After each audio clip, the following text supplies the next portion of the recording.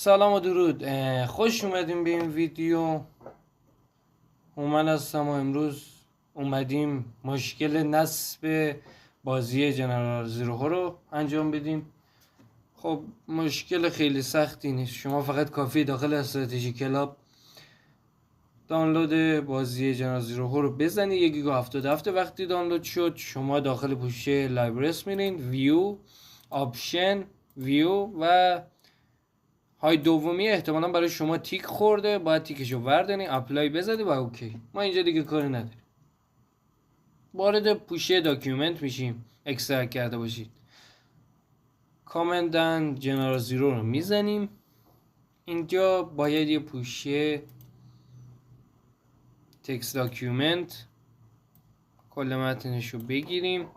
آپشن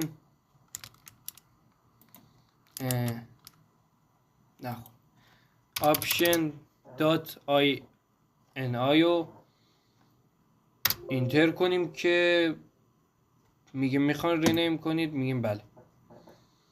وقتی آپشن رو ساختیم بازش میکنیم توی نوتپد، باز شده. داخل سایت میریم، یه متنی داره اینجا کامل باید بگیریمش تا پایین.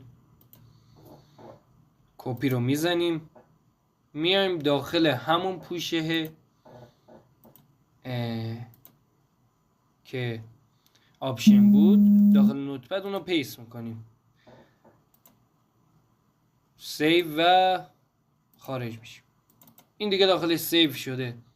شما بازی جنرال رو الان بخواین لانچ کنین دیگه با اروری مواجه نمیشین. جنرال هم یکش میاد هم دوش. خوبیش اینه جنرال اگه پیدا کنم لانچ کنم براتون.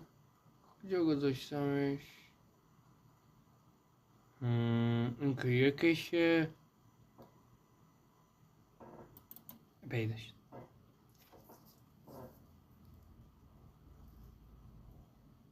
جنرال باز شد. خیلی ممنون که با ما همراه بودید.